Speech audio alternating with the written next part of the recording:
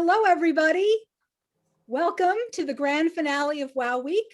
I'm so glad you can join us. We'll wait just a minute while people enter and get settled. And hopefully you've got since it's happy hour on a Friday, hopefully you've got a nice drink and can put your feet up for this chat, and take a little trip around the world and think about the nice vacation you're finally going to get, the vacation you deserve after all of this.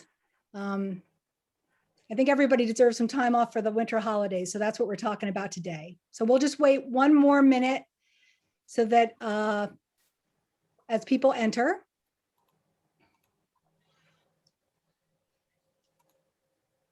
Okay, so you all know me by now. I'm Wendy Perrin of WendyPerrin.com, and welcome to our grand finale of WOW Week. We're talking today about smart travel ideas for the winter holidays. And, so Thanksgiving, Christmas, New Year's, Hanukkah actually falls on Thanksgiving weekend. And so we'll be talking about winter, not just the holidays, but actually looking toward first quarter of 2022 and the countries and regions that we think will be opening up then. So before we get going, a couple of things by popular demand, because of all the news this week about Italy's reopening, we are going to be holding an Italy chat on Wednesday, this coming Wednesday, May 12th at 6 o'clock Eastern. And Billy is putting a link to sign up for that in the chat box now. So please RSVP and we'll look forward to seeing you then. And also, before we get going, I just want to thank our sponsor of WOW Week, MedJet. MedJet is an emergency assistance program that provides global medical transport and crisis response. And they've actually been so kind as to offer our readers an exclusive discount. So go check out the WOW Week special. You can go to the website and click, go to the chat box, because Billy's probably putting a link to the discount in the chat box right now. And thank you, MedJet, so much for sponsoring these conversations and allowing Brooke and Billy and me to answer so many traveler questions, and which we are going to get to right now. So first, we're going to go through all the questions that were pre-submitted to us by you all about the winter holidays. The first question that came in was, what is the best time to travel in January to avoid the Christmas rush? Now, I loved this. I thought it was so funny because it's about holidays, but this smart person is immediately asking, what's the best time to go in January to avoid the Christmas rush? And I'll just answer that really quickly. Places clear out right after New Year's, like after the New Year's crowds are gone and before the Martin Luther King Jr. holiday crowds arrive.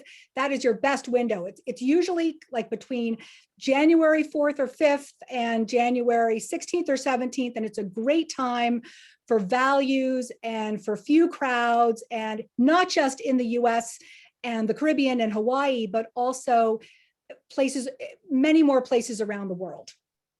And the second question that came in are flights cheaper on Christmas Day or the day after Christmas? The lowest fares are on the holidays themselves, like on Christmas Day, on Thanksgiving Day. For New Year's, the lowest fares are on New Year's Eve. And for anybody who thinks that's a lousy time to fly, I beg to differ. I fly on New Year's Eve all the time because that's when the best values are. And in fact, I remember flying home from Sri Lanka. We left on New Year's Eve. We landed in Hong Kong on New Year's Day and got to celebrate in Hong Kong. And then we landed in Newark and got to celebrate at home. I think New Year's Day lasted 40 hours. So moving on to our next question, where can travelers find the best values for Thanksgiving or Christmas? And first, I would love to call on Meg Austin, who is a Caribbean specialist and a US specialist. And Meg, can you tell us about like what values or availability you think there might be over Thanksgiving, Christmas this year? Thanksgiving is a very domestic US holiday, as most people know. Therefore, I find good value in the Caribbean. if you can take more than the 4-day weekend, you can generally find very good value in the Caribbean. And I know there's the Dominican Republic is easy to get into with COVID protocol, and they've got some fabulous villas at Casa de Campo. We've got some wonderful places to stay in Anguilla. So definitely value in the Caribbean over Thanksgiving. Now, one thing we are seeing is false inventory. A lot of, all the hotels are offering very lenient cancel policies. And so you may call and you may find that it's completely sold out. And then if you call the next day, it's wide open. And then if you call the next day, it's not only wide open, but it's $400 cheaper per night. So just know that with COVID, there is a lot of false availability, and that's very true over Christmas and over Thanksgiving as well. So just realize what we're dealing with on our side and know that the availability can and will change. Another value, skiing is not inexpensive, but it can be an excellent value. And being outdoors over the holidays with your family it's priceless.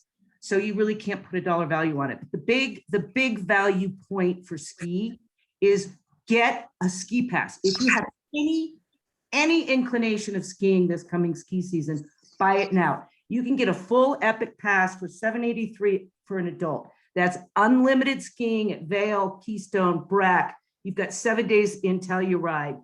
You've got Japan, Australia, resorts in Europe. $783 unlimited per adult for the entire season. So if you get that now and you're skiing over Christmas, and Christmas for one day ski pass is over $200. So look at that value. Go for Christmas. You can even go for Thanksgiving. I mean, it's the conditions can be a little bit iffy, but the value is exceptional. And if you've bought a pass, skiing's free. So that's my 2 cents. And it seems pretty COVID safe. I mean, I know a lot of people who were skiing this past spring, actually. So I think there's a way to do it underneath the helmet and the face shield and all the rest of it and the goggles. You know, it's pretty COVID safe, I think. Another question that has come in: are all-inclusives a safe option in a COVID world? And I think all-inclusives, I mean, it really, you know, it's not like they fall into one bucket. You know, there are safe all-inclusives and unsafe all-inclusives. It depends on the architectural layout, the design of the property. It depends on the activities that are on offer and how they're running them. But I'd love to ask Jill Taylor, who seems to know a lot about, you know, kind of all-inclusives and resorts and what's on offer. Jill, can you tell us a little bit about what you think would be top picks? Sure. Thanks, Wendy. I think also too, there's a misconception on what an all-inclusive can really be. You know, a lot of people think about the big resorts that are full of, you know, hundreds of people. And then there's really small all-inclusives where they can have a meal plan with activities like the ranches in the US, which are fantastic. And most of the activities can be privately booked, and you can be with just your family, or or you can join a small group, but you're outside. So that's great. And there's also a lot of, obviously Mexico and the Caribbean, they all have all-inclusives, but the US has a few that I think fall underneath. People don't realize there's a couple out in California, like Ventana. There's Triple Creek in Montana, a lot of the ranches. You've got Blackberry Farm, Twin Farms. So I think people need to think about all-inclusives as being small, but just having everything in one small package, so you have value for your money and you don't get a bill at the end of your trip. Thank you, Jill. Speaking of getting a bill, everybody should know that when it comes to a vacation that's sort of based around a 5-star resort, you're going to get a lot more bang for your buck if you use a travel specialist like Jill or any of the other people here today who have negotiated special, not just special rates, but special benefits with the property. So you get so much more, like, you know, upgrade based on availability, or early check-in, late checkout, spa credit, free breakfast, all kinds of things that you can't get on your own. You get them through plugged-in travel specialists. So if you have in mind an all-inclusive resort or any other kind of vacation, like a resort-based vacation, always remember that. You know, speaking of all-inclusives, Julie Byrd, I would love to hear from you. What do you think of all-inclusives in Cabo? Like, are there, I assume you're going to say there are safe ones. Are they going to be a good value over Christmas, New Year's? Because my understanding is Cabo is just like booming right now. Everyone, it's hugely popular. So are there even going to be any deals? Yeah, the hotels are only at this point allowed to operate at 60% occupancy, and all of the all-inclusive resorts have gone away with the buffets, and they've changed it to a la carte dining, and there's a lot of protections they've put in place to be able to service clients in a really safe way during the time of COVID. There are not a whole lot of deals to be had in Los Cabos for the holidays at the all-inclusive resorts, because they are going to be probably at that 60% occupancy, or until they kind of raise that up. But like Meg was saying, is that it is false inventory, because a lot of them have given free cancellation, and it's going to be up and down. And so I would say my best advice would be, if you find a resort that you're really in love with, and that's the one you want to stay at, is just to continue checking it on a regular basis, or have your travel specialist do that, to be able to find that kind of deal, because they are to be had. They're just not super easy to find on your own.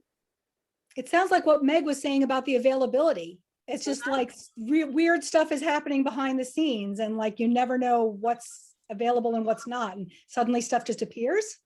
Well, and one thing about Los Cabos is that we have been in this situation for a long time, where there was not enough flights that could fill all of the hotel rooms, because we have so much inventory here in this destination. So, that's the reason why you still can find some of those deals if you really dig for them. Mm-hmm. Great. Thank you. So another question that has come along, and I hope it's clear that all of the people joining us today, I'm worried I may not have said it at the beginning, are the travel specialists on our WOW list of trusted travel experts. These are the people who are so exceptionally knowledgeable about destinations all around the world, and who are so well connected, they can just make miracles happen and in their destinations. And that's why we've brought them together today to share with you all the tricks and secrets and strategies that they can use on your behalf, and to paint a picture of what's available for you for the winter holidays. So moving right along to another of your pre-submitted questions, which was, what are some open for travel destinations you recommend for a family trip that combines beach with culture and adventure? One of them, I can think of a number of places in Mexico. Zach Rabinor, you're in Puerto Vallarta, and I would just love to hear from you. If you could choose the single best location in all of Mexico, the best place to combine beach with culture and adventure, what would you say? Over the Christmas holidays during COVID. You try to corner me, Wendy, but I'll say, I think that the Yucatan Peninsula, with the archaeological sites, the cenotes, the haciendas, combined with the Riviera Maya or Tulum, is wonderful, as is Southern Baja with Los Cabos. But I have to say, it's a little tricky, because most of the beach resorts want a full week minimum stay. So, but we can work with that. And some of the all-inclusives will allow shorter stays, but those are two great options for sure. Mm-hmm. How do you manage to, what do you do with the minimum stays? I know you have ways of getting around them, because we have ways of getting around them. Many travelers submitting reviews after your trips. We have ways of getting around them. One of the ways is to stay in a larger all-inclusive hotel that has lots of inventory and will be able to fit those holes. Another is to say, stay on the beach. Most people want that beach stay for the new year, the end of that week, right? But if you stay on the beach in the first few days, some of the hotels will be a little bit more flexible. It's those final 4 or 5 days from 28th to the 1st, 29th to the 2nd, that they really want to keep that inventory full. And then, of course, we can also use villas, which can be a little bit more flexible with less than a full week stay, but it's tricky. It's a case-by-case basis, and it has to be negotiated, and it comes down to personal relationships. It always comes down to personal relationships, doesn't it? Yep. So another place that occurs to me for combining beach with culture and adventure for families is Belize.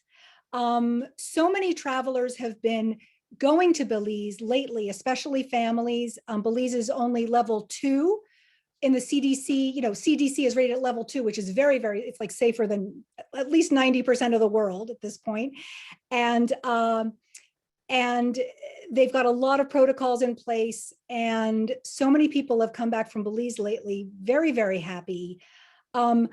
I have been there 3 times. I had my youngest son certified for scuba there before high school. Brooke, you were in Belize like a year ago. I was there just before the pandemic. And yeah, it was an amazing mix of culture. We visited a Mayan ruin.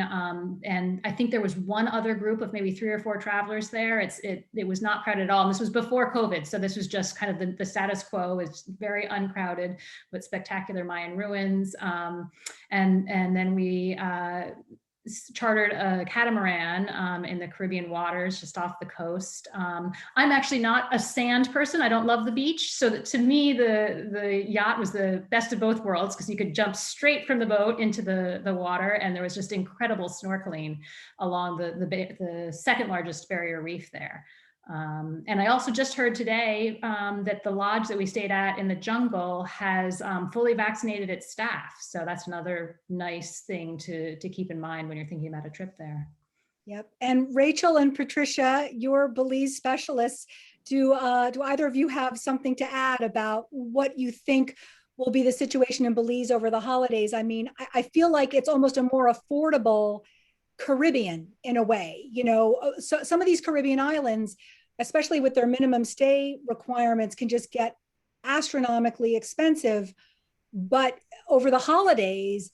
But in Belize, you can have a similar experience for much less. So I'm just curious if you think that will be the same this holiday season or not, because COVID has changed, has restrictions on capacity, that kind of thing. Right. I think this year it all remains the same as previous years in terms of the terms and conditions and the number of nights required. So, for example, some beach resorts require a 5-night minimum. We're able to combine jungle and beach easily here. Of course, we have a lot of connections as well. And so we're seeing that bookings for the holidays are really starting to pick up. So I would say if you want to come to Belize over the holidays, it would be best to book by the end of June, because after the end of June, it will be really, really difficult to get availability, the best availability of, for your trip. Mm-hmm. Okay, good advice. Thank you. So another question we've received is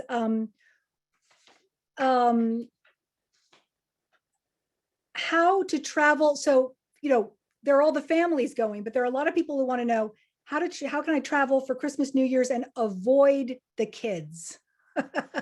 So Jill Taylor, I know that you had some suggestions of some adults only resorts and maybe some wellness resorts that they don't allow kids.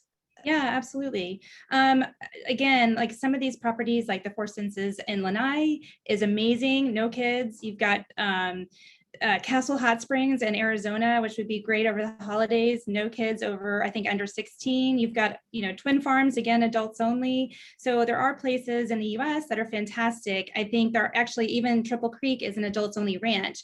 The biggest concern I think I have right now is everything is really booking up. So people really need to jump on it and start looking, because actually I think there's true availability or non-availability at a lot of the properties in the US that are adults only. There's a property in Hawaii though, like on Maui called Hotel Walea, which is great, or Lane Chateau. So there are properties out there. We just got to figure out where people want to go and get them booked. Thank you, Jill.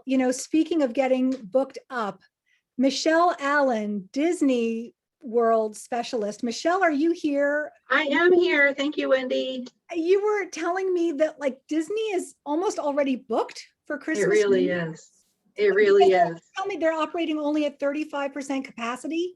They are, right. The parks are only at 35% capacity right now, but it's so hard to even find a hotel space over the holidays already. I think just everybody postponed their trips from last year, obviously, and just jumped on it. They just booked for this year already. And the other piece of the puzzle is that Disney's way of kind of controlling the capacity is having folks reserve park passes. So that's your reservation to get into the parks. So you also need to consider that there may not be park pass availability at this point for the holiday weeks. So there's a couple of different things to think about. Wow, no kidding. Okay. So now another question that has come in, where can I go that's luxurious and where the experience feels like pre-COVID? One place I can think of is a place that Brooke was lucky enough to go to. Well, she chose to go there during the pandemic. Brooke, do you want to just tell us what felt like pre-COVID to you? Sure. Yeah, I'd had a trip I'd had to cancel when COVID first hit. I was supposed to go to the Maldives for my 10th anniversary. And I wasn't, I was only willing to postpone it, or to reschedule it when I knew that I could have the experience I wanted to have. This was going to be a big special trip, so we really didn't want to compromise. But when we thought it through, we realized that a private overwater bungalow at a private island resort was pretty darn close to pre-COVID times. Everyone, at the time that we went, everyone coming to the Maldives had to be tested before they arrived. So all the other travelers had recently tested negative for COVID. They had very strict rules in place about staff having to quarantine on the island before they started working and interacting with travelers. So while my husband and I pretty much kept to ourselves, we had our own, as I say, bungalow, access right into the water, a pool at our overwater villa. But and the restaurants were all outdoors. So we felt really comfortable. And it was really, this was back in October of last year. And it was really kind of like a little week away from COVID, which back then felt pretty special. And we were all very jealous. So now we've also gotten some questions about Europe. And the first one is, will the Christmas markets be open in Europe? So I would like to throw that one at Gwen Kozlows, Queen of the Christmas Markets.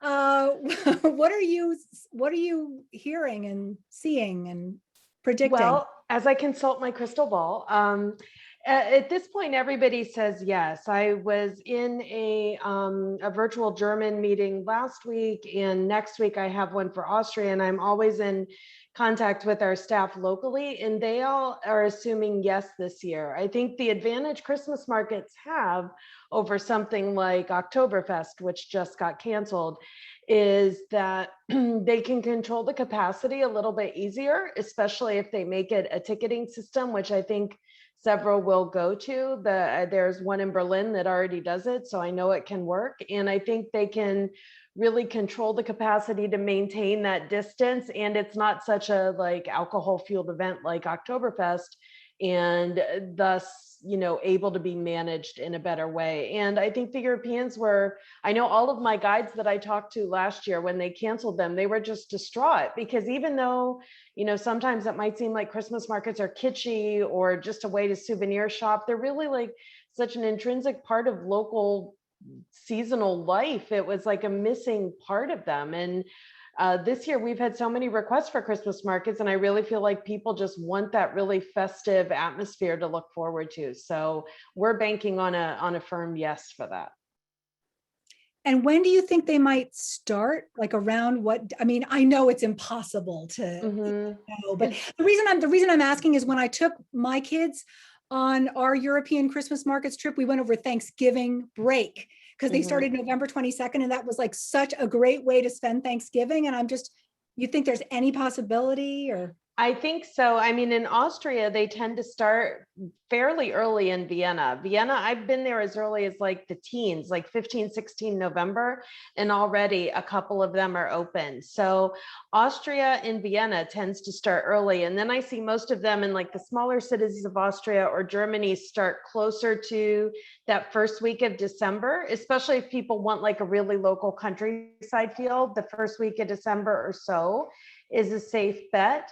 I do get a lot of requests from readers that want Christmas market itineraries, and they're like arriving Christmas Eve. And I do want to point out that Christmas markets are leading up to Christmas, not during Christmas. And so there are a couple of places where they reopen the markets after Christmas Day, and then they become New Year's markets. But Christmas markets are best enjoyed earlier in December, and that's a great off-peak time for people to be there as well. Great, thank you. Thank you. So, now also speaking of Thanksgiving, if you live on the East Coast, especially, one of the best kept secrets was to go to England or Italy over Thanksgiving, right? You can just hop on over for like 4 or 5 nights, and it's a great time to be there because it's the season, everything's happening. But I'm wondering, this year, Jonathan Epstein, can you tell us about England and what you think might even be possible there over Thanksgiving? Is that? Wendy, we're so confident that Laura and I and the kids, we've already booked our Thanksgiving tickets. That's where we're going to be for Hanukkah and Thanksgiving. We'll be in London and in the countryside. But I mean, we're really excited about it. I mean, everything we've talked to, we're already getting ready for summer, and we're going to have plenty of people booked for late summer. And we've talked to every site this week in London, for example, and everything's pretty much going to be timed entry, but everything's open. And everything, remember, it's in England, it's not like things close in November. So you get everything open, fewer crowds. Yes, it is crisp and cool, but I bet it's warmer than it is in New York or Philadelphia. And yes, it's what you want. You get to go inside your hotel drawing room and have a whiskey beside the fire or that cozy pub. But so we're really optimistic about everything we're hearing out of. And remember, at this point, the vaccination rates in the UK are leading Europe more than the US. So we're exceptionally positive about a really fun, great Thanksgiving in the UK this year. And so you think people will be able to go indoors to the theater, the museums? I wouldn't say theater. Theater, it's unsure yet. Well, theater in New York's opening in September. Okay, so I'm confident if that's the metric, because I've not heard, they have not made it a specific announcement yet about London, but I think that makes it pretty positive that things will be open by November in London. Again, they're so far ahead. They've already talked about the booster schedule, for October coming along. So they've done a great job with vaccination, and that's allowed them to do some pretty amazing things in the UK. And so what about Christmas, New Year's? Because I know London is an awesome place to be at Christmas time, but is there any, what if you could choose one unexpected location in the UK for Christmas, New Year's, what might you suggest? Well, at first, I kind of immediately, right behind me, I'm in Glencoe, not really, but this is the Highlands of Scotland, and Scotland's an incredible place for Christmas, especially New Year's. I mean, New Year's, Hogmanay it's hard to point at a place that doesn't have, it's just the spot, for that kind of thing. But I also say, if you want to go off the beaten path Europe and have a real magical experience, head over to Ireland. I think Ireland by Christmas, the opportunities there, especially in the homes, there are so many residences that we love in addition to great hotels. So imagine taking, that large family, or maybe it's a private castle for others, and maybe it's a 3-bedroom cottage, in Kerry or Connemara. So I think you have lots of options. Or back to England, places like the Cotswolds, Dartmoor, Lake District. I think there's lots of options in the UK and Ireland for when it's a little bit chilly and warming yourselves up beside the fire. So when it's cold and wet, you just go inside with your drink. No, you pour yourself a drink. I mean, that's kind of the fun of it. Whiskey is like your heater, but you also have the fireplace too. And the smell of peat in Ireland, come on, it's just like, it's made for being cozy. Don't you want to snuggle on Thanksgiving and Christmas? I want to snuggle all the time. It's great. Snuggling is good. Yeah. So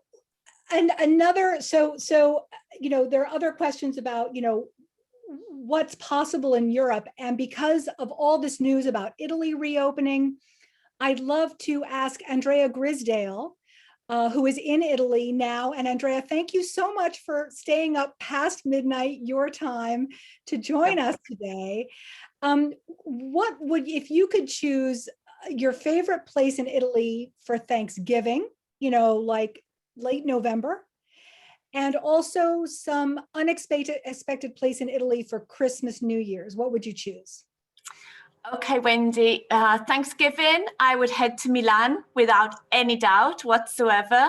The atmosphere there is absolutely incredible, especially in the area of the Navigli, the canals area. It's absolutely buzzing. The hotels, they go all out. I mean, there's a lot going on, great atmosphere. Shopping is amazing. They're starting to get ready also for the festive season. And anybody that we've ever sent to Milano has always absolutely adored Thanksgiving and usually return again in the future. Regarding the festive season for Christmas, I think I would head to Naples. You may remember that is where they have a whole street dedicated to the nativity scene, and they make the nativity scene pieces there. It's an age-old tradition that they have for centuries. And again, fabulous atmosphere, great place to be, a lot of people out and about in the streets, and they really like to include visitors in everything that's going on in the city, and there's always a lot of activities going on.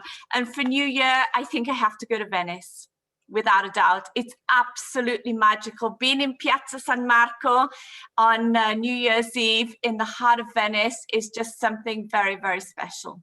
What do they do for New Year's in Venice? Oh, again, once there's concerts, there's people dressed up, some of them as if it's Carnivale, and there's a lot of little parties going on.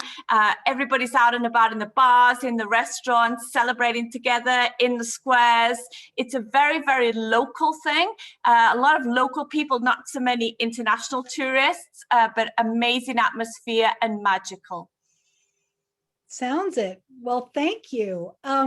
So another Mediterranean country that that I think a lot of people wonder, well, might Christmas, New Year's be possible in Spain?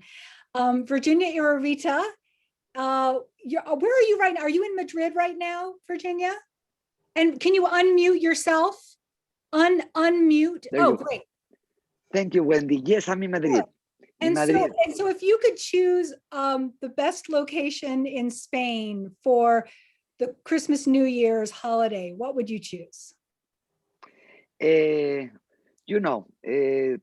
into account a place with low COVID risk, like trying to stay, on the safe side, I will go to the south, maybe Marbella, Malaga area. There are plenty of outdoor, activities, lots of space, great weather. You can be outdoors, great culture and fun to be enjoyed in there, exploring all historical paths, the little villages, all the mirrors architecture. And at the same time, you have all the fun of the Christmas markets we were speaking about in the little villages, a lot of crafts. I think it will be, great place to be. And if you want more Christmas atmosphere, not trying to be more outdoors, maybe Barcelona always is a good idea, but especially this year, I think Madrid is going to be a big destination. We have 3 top properties opening up, just opened the Four Seasons, the Mandarin Oriental, and it's opening up a new Rosewood property. So it will be a lot of, great places, a lot of things going on, a lot of, the Christmas markets again, and, very festive. Madrid is very festive. It's about, the going out, the being with friends, the party, very Mediterranean atmosphere, even in winter, even in Christmas time. Right. Well, it's so strange. In the time of COVID, it's like, oh my gosh, the whole idea of parties and, we'll see. Let's keep our fingers crossed for sure. Yeah. Things are getting better every day, every week in Europe. I mean, we were doing very badly, but things are getting better and we are feeling it and seeing it. So, Spain announced, they announced the other day that they're going to be opening this summer, right? Well, all the my personal opinion is that all the European countries, I'm speaking individually, but at the end of the day, most of us going to be opening up together. So I think we'll be at the same time. In Spain, we have a few areas that are opening up now. Places like Madrid is very, very open, like all restaurants are open, outdoor, indoors, smaller capacity, but, it feels safe. We have theaters, we have musicals, so it's Wow. Okay. Well, Virginia, thank you. doable. I had no idea that Spain was that open. I mean, that there was that there's so much activity going on. It's not every part of Spain is different. Yeah. But places like Madrid, the south are, and then the north, France was having a bad time. And this is not, the virus doesn't understand of nationalities. So, it crossed the border. So all that was closer to the outside border was having wrong numbers. Okay, well, thank you. Thank you for explaining that to us. So what about Christmas in a place that in the before times was perhaps more crowded than anywhere else? And I'm thinking about Israel. People who might go to Israel for the, either Hanukkah, Christmas, New Year's, in the winter. I just can't imagine what is usually a very crowded place with all the pilgrimage groups and everything else. But I would love to know, I mean, I think, Jonathan Rose, are you here? You're in Israel right now, right? We're at 1:30 in the morning or so. That's right. It is a bit late, but so everything's pretty much back to normal here. They just, we just had our latest, our football stadiums and our basketball arenas and our concert venues are all at 100% now. So the only thing now is that we have to wear masks outside still, but other than that, all of the tourist sites are open. Unfortunately, right now there's no tourists, but Israelis are visiting the national parks and museums and whatever, and everything is open. There are no restrictions. By May 23rd, they're starting to let some groups in, and then we hope by July, individuals will be allowed in, and by Christmas, presumably, hopefully, it'll just be a normal year, and that means that between about the 22nd of the 22nd of December and about the 2nd of January, that the place is very, very busy. So if anybody wants to be here over Christmas and New Year, they should definitely start planning now. But if you've got some flexibility in your early December and January, after the 2nd of January, terrific times to be here. It's never too cold here. It's always going to be warmer than the East Coast of the US for sure. And sometimes you might even get lucky and get nice 70s and even into the 80s in the winter here. I went to Israel in the winter on my last trip there, and it was surprisingly warm. Thank you, Jonathan. So, this is a very important reader question. What happens if I book my holiday trip far in advance, but then a new variant flares up and I'm forced to cancel?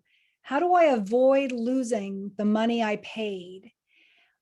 Jonathan Epstein, I would love to ask you, because you seem very clever about these sorts of things, what advice would you have for people who are worried about this, like booking far ahead and then worried that they might be forced to cancel?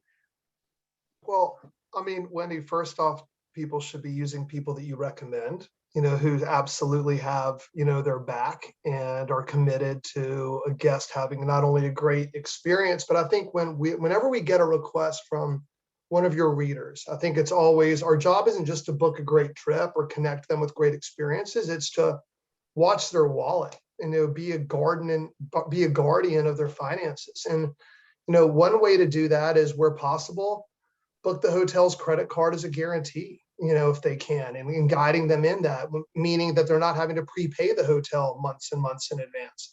unless there's a great reason for doing that. Sometimes there is. I think terms and conditions that are really, really flexible, yet terms and conditions that are empathetic for the local economy or people on the ground. You know, we don't want to leave that independent guide hanging out to dry either. But I think that there is a wonderful middle ground, and I'm looking at these wonderful faces on the screen. Many of them I've worked with and collaborated for many years. And I know these people, and they have, you know, clients' best interest at heart. And I think the real thing though is really weighing that balance and finding. I would recommend to your readers, more than when you're interviewing somebody, whether it's Wow List, travel, whatever it is, it's really just leaning in and asking them how it's going to work with deposits and what's worst case scenario, and do you have advice on travel insurance? And any good partner should have a really good answer for that. And Wendy, you've done a great job of building a really great team that could do that. Thank you, Jonathan. Zach Rabinor in Mexico. So I would love to ask you the same question, because Mexico has been so popular because there's been no, you know, basically there hasn't been this testing. People can go, and they have been going. And I just think being so popular and being one of those places that so many people do go over the holidays, what about those people who, you know, they're worried about? I guess what I'm asking is, in Mexico, are people going to need to pay months and months and months in advance in order to hold those rooms over the winter holidays? And if so, how can they feel comfortable about that? Sure. So look, if everything goes to hell in a handbasket, you can still just walk back home from, no, I'm kidding. That's not my real answer. The real answer, and Jonathan actually hit it right at the end, is really investigate travel insurance options, right? I mean, Mexico is popular, and those terms and conditions are going to reflect the very quickly changing supply and demand dynamics. In the middle of the pandemic, everybody was ultra flexible. Please come, you can cancel even while you're here and we won't charge you, right? But that's changed. And you know, for the most popular places and where there's limited occupancy, you're gonna find more strict terms and conditions again. So look into cancel for any reason insurance, look into medical evacuation programs. And I know, Wendy, I listened in on the Wow Week edition it was yesterday, about all the different travel insurances, and it was super informative and very valuable. And I hope that you recorded it and can share it with anybody who would like to see it in the future. But look into different travel insurance options, and that can, even in the case that you're going to very popular places with strict policies that do require prepayments, you can be covered. Great. Good advice, Zach. Thank you. So here's another reader question. I love this one. It's so open-ended. What faraway places will be open? Good question. We're hoping a lot of faraway places and places in general will be open over the winter holidays. But I wanted to look, you know, there are some places that have been open for many months now, and they've learned how to welcome travelers, minimizing their risks, maximizing their experiences. They're so used to accepting travelers now during the pandemic.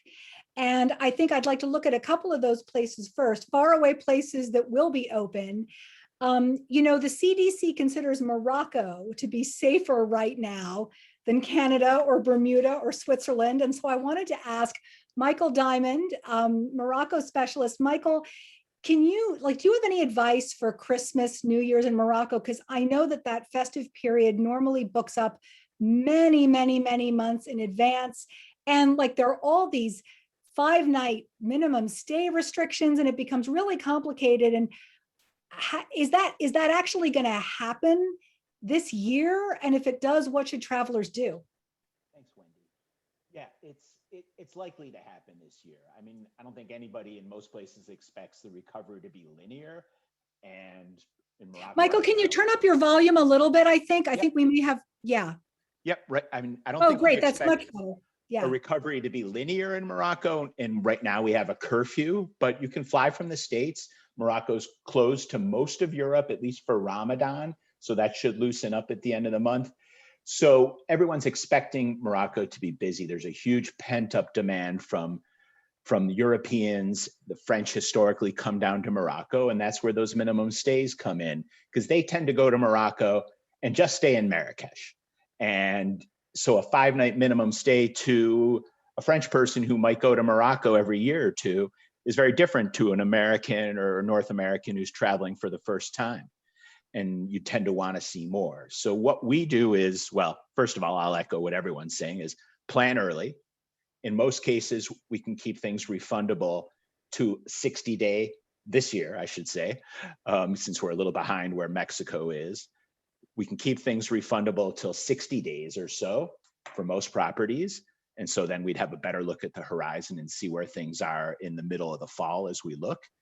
So it's not really about getting around the minimums, although sometimes we can. It's about planning the right trip and planning it early. And what I like to do is find out, maybe you don't need to be in Marrakesh where kind of the buzz is for the holiday. Maybe you're not looking to dance the night away. Maybe you want to be on the dunes of the Sahara and far away from the European crowds, but just have a nice quiet evening with family and friends, far from everybody. And then you get to Marrakesh a couple days after New Year's, where maybe we can squeeze a little flexibility. And the other way is to come in before Christmas and sort of do it that way. Okay. Well, good. So thank you, Michael. So here's a reader question. I'm supposed to go to Egypt, which was canceled Christmas 2020.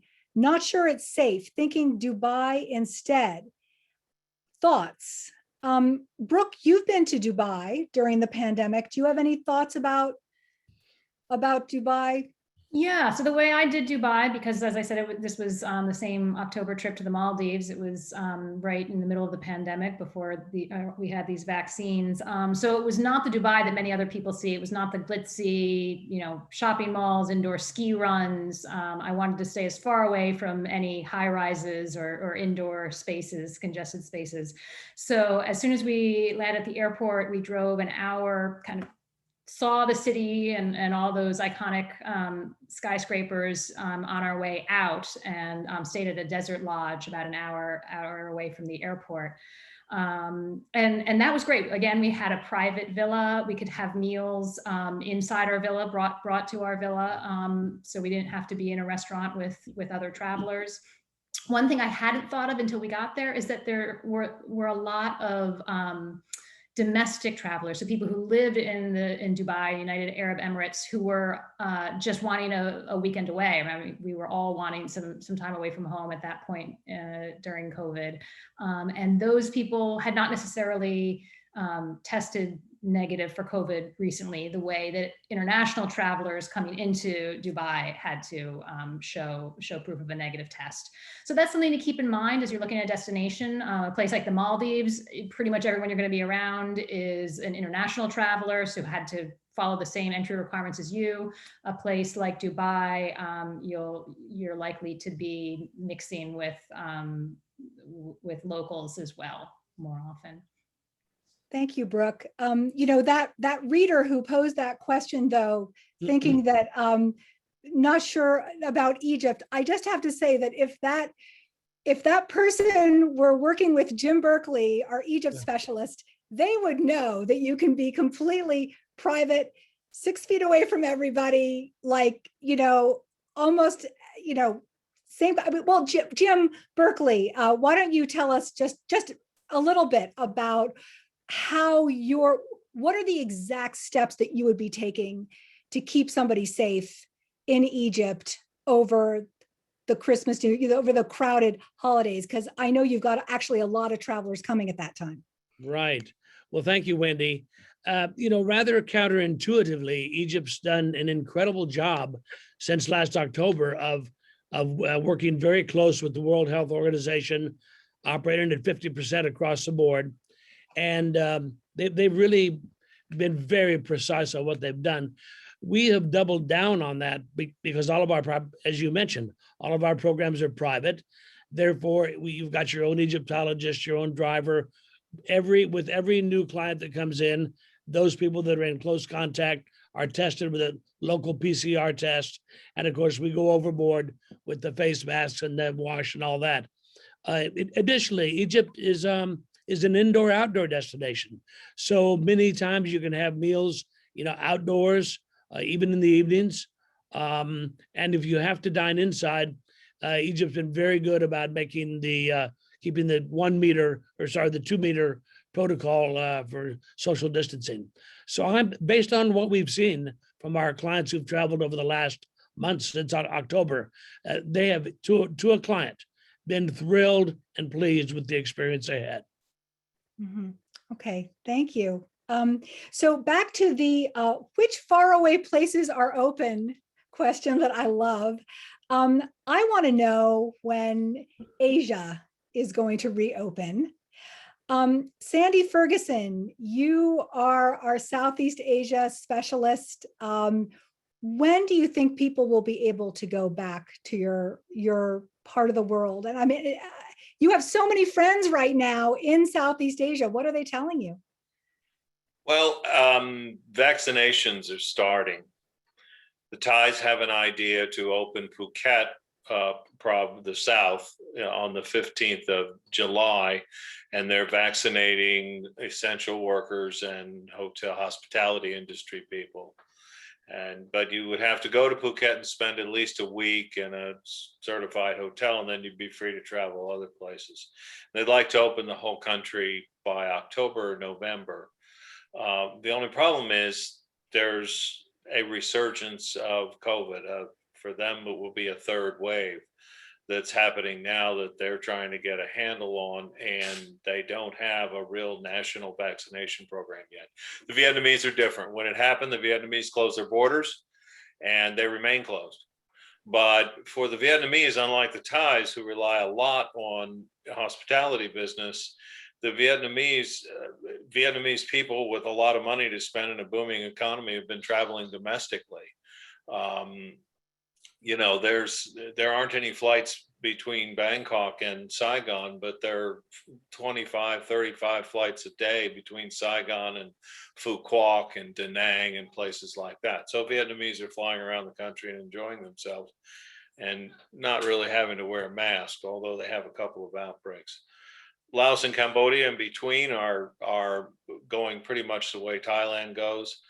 I don't think we'll make arrangements for late November and December, but I'm a little concerned because I think the Vietnamese are going to wait until they've started to vaccinate people to the point where they feel comfortable with letting other people also vaccinated into the country. Mm-hmm. So do you think that, you're looking towards sort of first quarter of 2022? Yeah. Okay. And Mei Zhang, China specialist.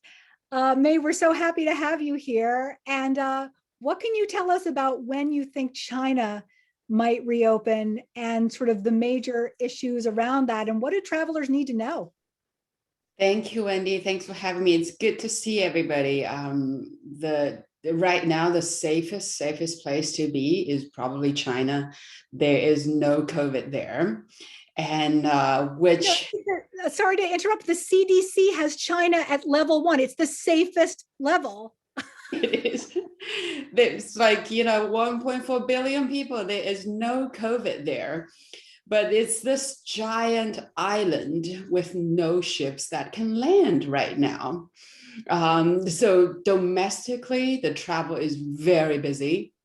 We just had the May 1st holiday, which is a Labor Day holiday for the first week of May. The traveler number grew 130% over 2019. We're not saying over last year. So domestic travel markets and the hotels have been very, very busy. But so far, the country has not opened up either for travelers arriving in China or for Chinese travelers to go to these fabulous destinations that all the TTEs represent. And we can't wait for that day to come. Vaccination program has actually rolled ahead fairly significantly like the US, but percentage-wise still low. And so the most optimistic expectation is probably Winter Olympics, February 2022.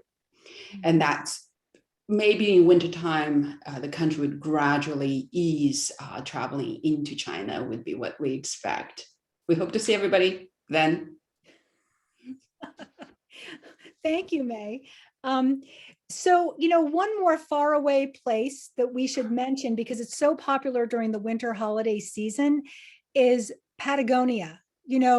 Argentina, Chile, every winter, you have to book many, many months in advance if you want to go to Patagonia for the Christmas, New Year's holiday.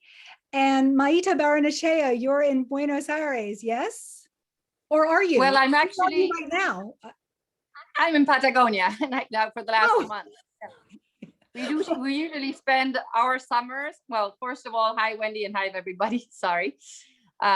Yes, we usually spend our summers, your winters in Patagonia.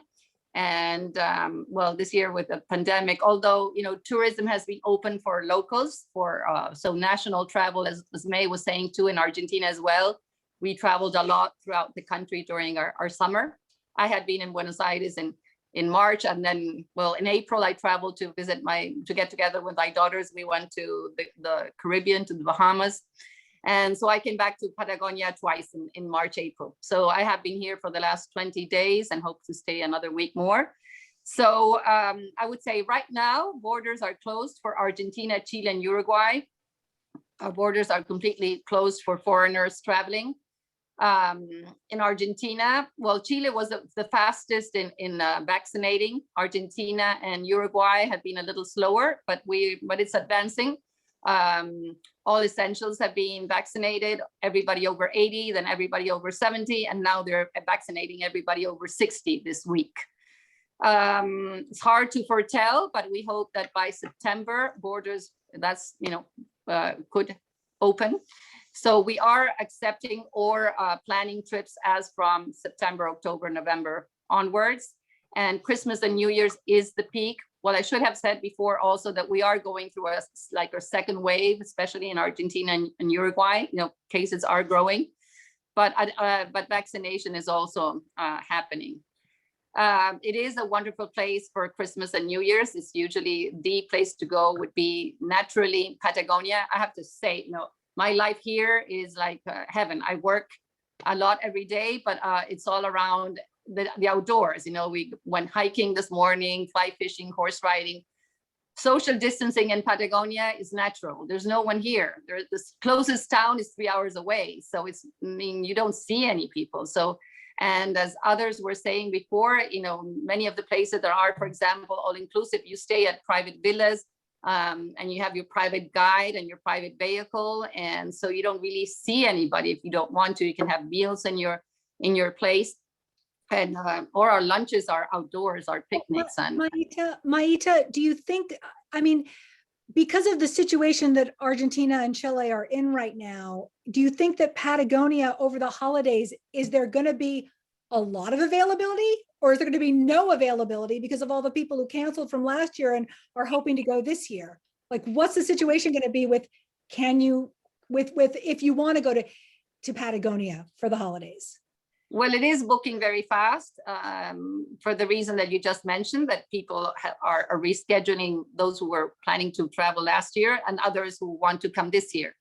And all these wonderful lodges we have in Patagonia are not big. So if you want to go to Patagonia your winter or summer, it should be booked as soon as possible. Hotels and lodges are being quite flexible in the way that many of them do not request or demand a deposit right away. And then they do have a policy that if the cancellation is COVID related, they refund or are very flexible with the postponement. But it depends. Each hotel has a different policy. So I'd be happy to delve into that subject, but they are being much more flexible. Okay, great. Thank you, Maita. And so here's another reader question that came in is about cruises. I think a lot of people are wondering, will cruises be operating? One reader asks, will small ship cruise lines take extra precautions for places like the Galapagos Islands or Antarctica? Ashton, would you like to address that? Ashton Palmer, Antarctica and small ship expedition cruise specialist? Absolutely. Thank you, Wendy, and great to see everyone. And talk to the listeners. Absolutely. I think, small ship cruise lines are definitely, taking as many measures as they can for additional protocols. They're used to running things in a small environment anyway. What we're seeing is varying by destination. So a lot of the small ship cruises are starting up this summer in Alaska. And in that region, they are requiring vaccinations. So all of the crew and all of the staff have been vaccinated, and they're requiring that passengers are also vaccinated. They're also implementing testing prior to embarkation as well. That's the same in Galapagos. And we heard one of the WOW chats earlier in the week, how the residents of the Galapagos now have all been vaccinated. And so again, pre-visiting testing, they're not requiring vaccinations in Galapagos for passengers, but in Antarctica, the various companies that I've spoken to are looking at requiring vaccinations. And so they're looking at creating a bubble of getting people down to via either Argentina or Chile, and then down to Ushuaia and on the ship. And again, pre-testing, in addition to many of the lines recommend or requiring vaccinations as well. Great, thank you, Ashton. Yeah. So let's try to get to some of those were the pre-submitted questions before the chat. Let's try to get to some of the questions now that have come in the Q&A box or in the chat box. Brooke, would you like to ask some of those? Sure. There's a question about Fiji. Maybe Cleon, I think Cleon's here, could speak. Hello. About, hi Cleon. Do you have any idea when Fiji will be open to vaccinated American travelers? This is from a traveler who has had to reschedule a trip twice now and have one other planned in December. Will it be open by then? So the quick answer is we have nothing certain right now. We don't know. But what I'm hearing from my contacts in the ground, because right now, French Polynesia, Tahiti, Moorea, Bora Bora is the only island nation in the South Pacific that is open. And they just reopened on May 1st. So all the other islands are very cautiously waiting for that New Zealand and Australia bubble to open, that travel bubble, which opened about 3 or 4 weeks ago. So that's what they've been waiting for, because Fiji has most of their travelers come from those islands, from those locations, New Zealand and Australia. And so now that bubble's been established, I believe what I'm hearing is that by fourth quarter or early 2022, they will start opening those bubbles to the island groups around. And then they're going to start looking towards the US and things like that. But that's only what I'm hearing now. The governments haven't notified us in any way directly about what that answer would be. Okay, well, thank you. Mm-hmm. Let's see, we have a question about warm COVID-safe places for a non-holiday January or February adults-only trip, not Caribbean or Mexico. So there are a lot of requirements there. Anyone want to field that one? I can jump in. Sure, Jill. Yeah. Adults, can you just repeat all those requirements one more time for me? Warm, January, February, adults only, and not the Caribbean or Mexico. Well, does Hawaii count? Because I did mention Hawaii. We had the Hotel Walea and the Four Seasons on Lanai is amazing. Sensei would be incredible. And then let's see, we said no Caribbean. What about, warm? Those are tough. I mean, there's obviously like Ventanas on the west coast of California, but that's not that warm. Mm-hmm. Yeah, Southern California can get surprisingly chilly in January. Yeah. Okay. We had a question about New Zealand. A viewer had to cancel a February 2021 trip to New Zealand. Any hope that they will be open to vaccinated US travelers by the end of this year? I actually was just emailing with our New Zealand specialist who's in Auckland earlier today. And she told me that they hope to reopen by January 2022 at the latest. Basically, they're waiting to see that the vaccine will protect travelers against variants, and that people who are vaccinated will not transmit the virus to others. So as we've all seen, Australia and New Zealand both have had a very, very cautious approach, but hopeful for January 2022. I'd say, holidays are still kind of up in the air with that. What else do we have? We have a question about river cruises during the Christmas markets in Austria or Germany. Gwen, do you have any thoughts on whether river cruises will be operating then? I do have guests that are taking them. So at this point, they're not canceled. And I even have one guest who thinks they're taking one in October of this year. I think that might be a little ambitious, but it all depends.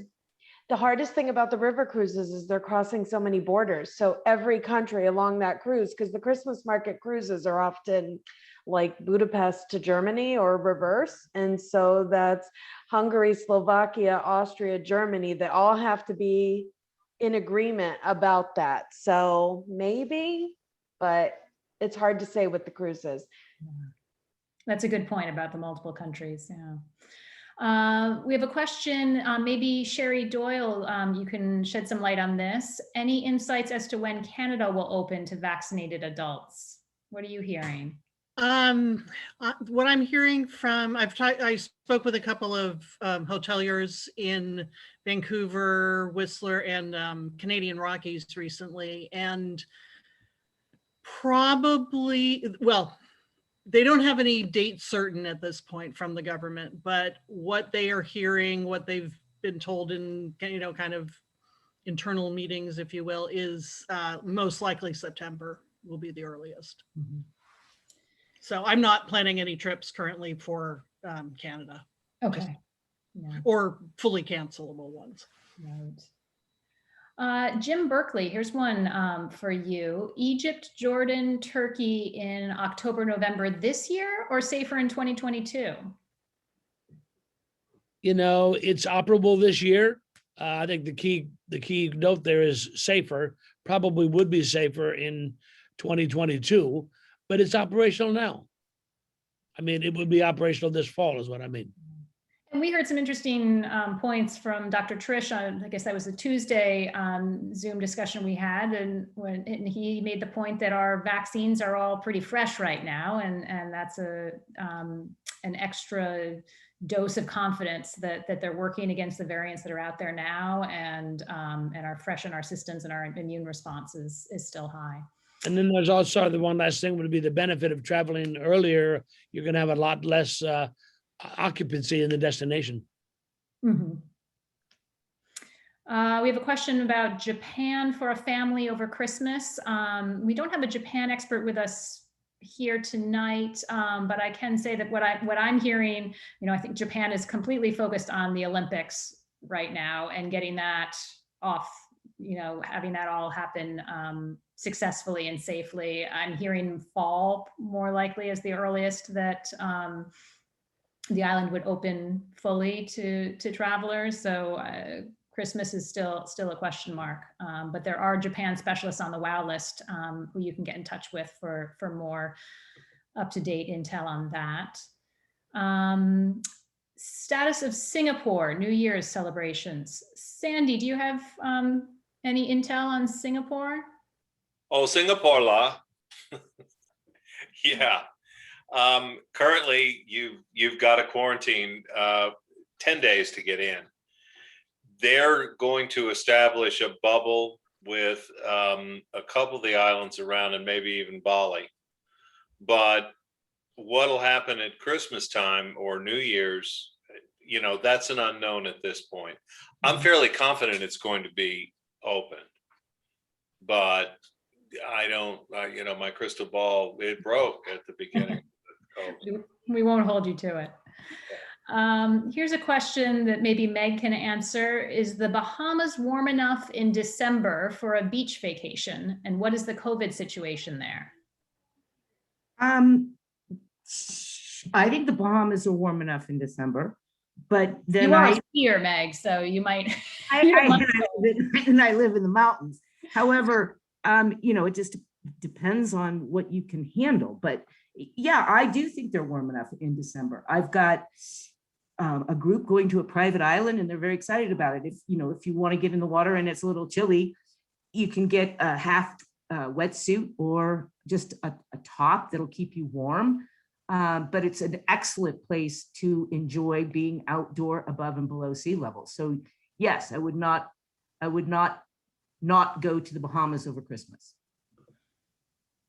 And have you, by any chance, do you know what their COVID situation is right now? Yeah, actually, they just lifted it. Vaccinated travelers are allowed to come in, and it is getting better all the time. So yes, they're one of the better islands in the Caribbean to get into. Okay, thanks, Meg. Here's a question about the East Coast. I wonder, Jill, maybe you might know about this part of the country. This traveler will be on the East Coast, getting off a cruise ship in Miami on December 12th and plan to see my family in DC on December 22nd. Is it feasible between the 12th and the 22nd to plan to spend 3 days in Savannah, 3 days in Charleston, and finish at the Biltmore in Asheville before being with family on the 22nd?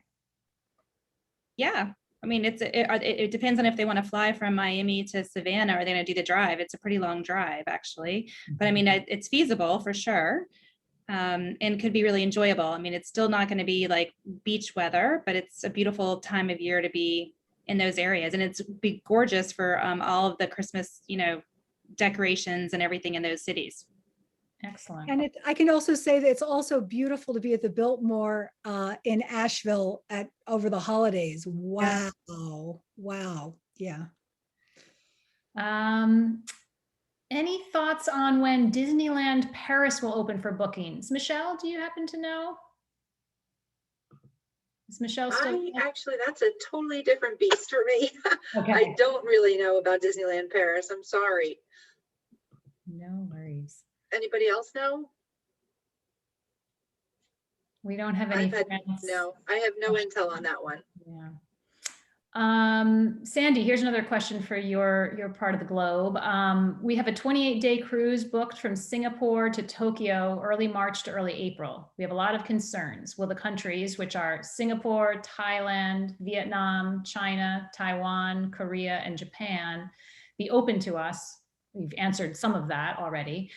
Will we have to book ship excursions? How can we plan local excursions? Will we have to quarantine upon arrival in Singapore? Our flight arrives 4 days pre-cruise. So many unknowns, we are unsure how to proceed with any excursions. Any advice? Yeah, talk to the cruise company straight away and ask those questions to them. They should be able to answer that accurately. Currently, yeah, you're going to have to quarantine in Singapore currently, but that may change. As far as getting off the ship, most destination management companies like ours in Thailand and in Vietnam, we don't want to get involved with shore excursions. The best way to do shore excursions is through the ship itself. Or if you're docking in a city like Saigon, you're right there. You can get off and walk downtown. That's not always the case in some of the other ports. To see Hanoi, you've got to dock in Haiphong and take a train or drive into Hanoi proper. But those are best answered. Those questions are probably best answered by the ship company. And it's going to vary. And always remember that cruise passengers come aboard with different visa. They come off with a Seaman's day pass, kind of, unlike other people who have to get their visas, for general tourism. Excellent. And if you do book a cruise through one of the cruise specialists on the WOW list, they can very often tell you when, first of all, when it's smart to book local shore excursions privately and do that for you when that makes the most sense. We have a question, is Greece open? Yes, Greece is open and it's open to US travelers now and gradually opening more and more in the next month or so. Best place for an African safari. Wendy, do you want to take that one?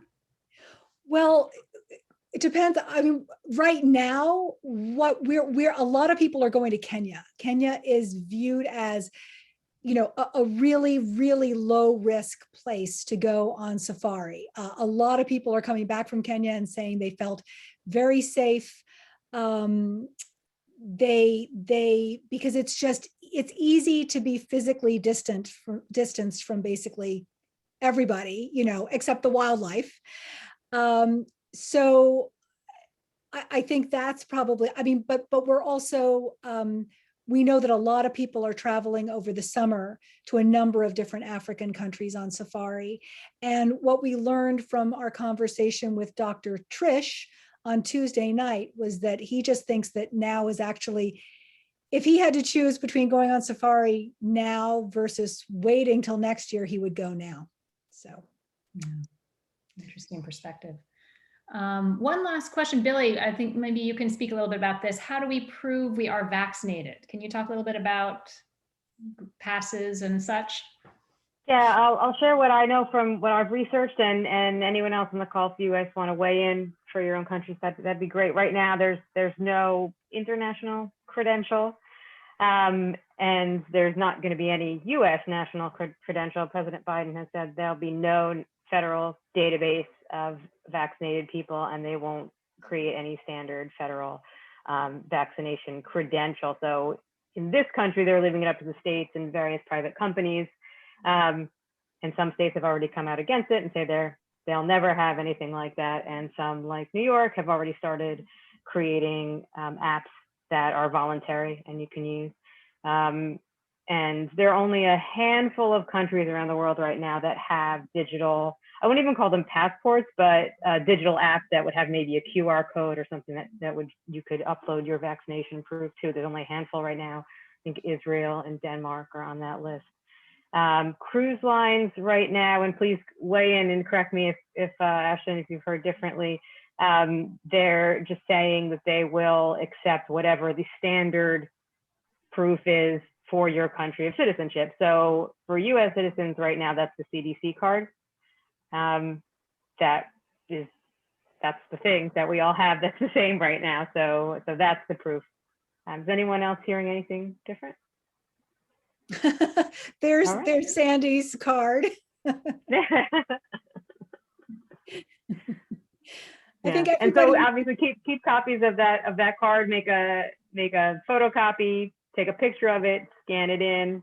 There's debate about whether you should laminate it or not, because you might have to add if you get a booster later on, you might want to write that on. But if you've already laminated it, like I have, you can probably just get a new one the next time. Looks like Jonathan's got his... call the place where you got your shot. Jonathan, what's that you're showing us? Is that how you get into anywhere in Israel? Yep, that's how we get into theaters and stadiums and restaurants. And if you don't have it, you don't get in. But you can get this if you show that you've had COVID or that you've had a test in the last 3 days. Great. Interesting. Good. Well, I can't believe we actually made it through all the questions. I can't thank you all enough for being here. Thank you to all of the WOW List travel specialists for all of your in the know, all of the wonderful travel intelligence and strategies and tips you've shared with us today. I know how much all of these readers and viewers really appreciate it. And thank you to everyone for joining us during WOW Week. We're going to be bringing you more chats, like maybe once a week for the next few months, as different countries and regions of the world reopen or make big announcements. We're going to be doing deep dives into each of those different regions. So please, you'll be able to read about what's coming up in our newsletter each Sunday. And that's where we'll be sharing the links to sign up for these chats. So we really hope to see you on Wednesday when we talk about Italy and for the other chats in the future. Thank you so much for joining us. Have a wonderful weekend, everybody. Thank you, Wendy. Thank you. Bye. Thank you.